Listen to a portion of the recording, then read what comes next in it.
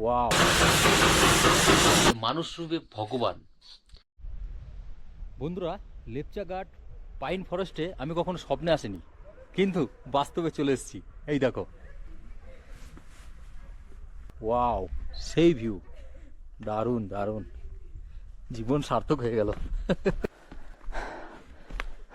একেবারে টপে ওঠার চেষ্টা করছি। এখানে এখন এসছি, এইটুখানে জীবন আর কোনোদিন আসতে পারবো কিনা জানি না, তাই চেষ্টা করছি একেবারে টপে ওঠার।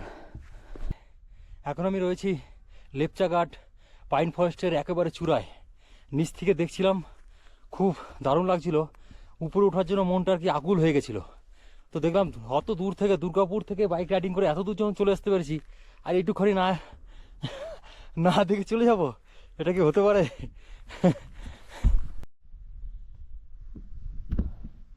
দেখো, ওইখান দিয়ে নামার রাস্তা রয়েছে, ওদিকটা ঢালানটা।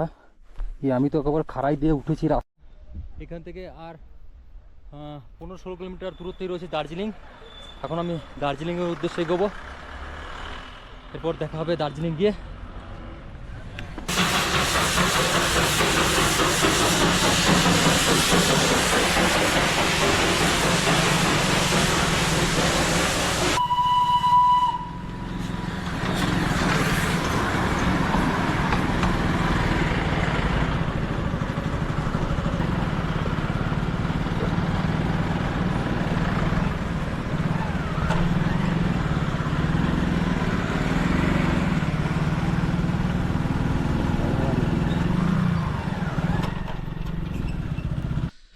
বন্ধুরা, আজকে ভিডিওটি শেষ করব দার্জিলিংয়ে এসে।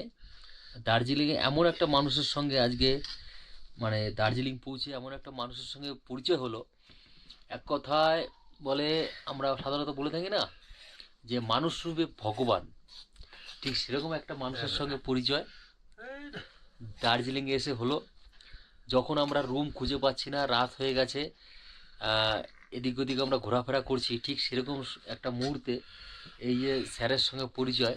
আমি খাওয়া দাওয়া করছি যে নিজে প্রথমত রুমের জন্য চেষ্টা করে দিল আমাদের তরফ থেকে, রুম কোথায় সস্তায় পাওয়া যায় কি না পাওয়া যায়।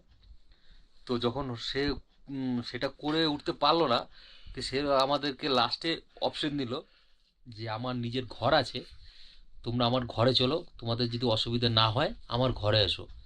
তো তার ঘরে যে নিয়ে এসে তার ঘরের যে রান্না ছিল, যে খাবার ছিল, সেই খাবার আমাদেরকে খাওয়াচ্ছে, মানে আমাদেরকে সঙ্গে শেয়ার করছে। মানে কি বলবো, মানে এই দুনিয়া, এক কথায় বলবো, এই দুনিয়াটা চলছে এই ধরনের মানুষের জন্য, ঠিক আছে? এই ধরনের মানুষের জন্য আমি অনেস্টলি ভাবে বলবো, এই ধরনের মানুষ আছে বলে এই দুনিয়াটা এখনো সঠিকভাবে চলছে। তো আজকের ভিডিওটা এই স্যারের সঙ্গেই শেষ করতে যাই। হ্যাঁ, দার্জিলিংয়ে এই যে স্যারকে দেখে রাখো, রেসপেক্ট, দাদা দাদা দাদা, এই দাদা এখানে মানে গাড়ি চালান।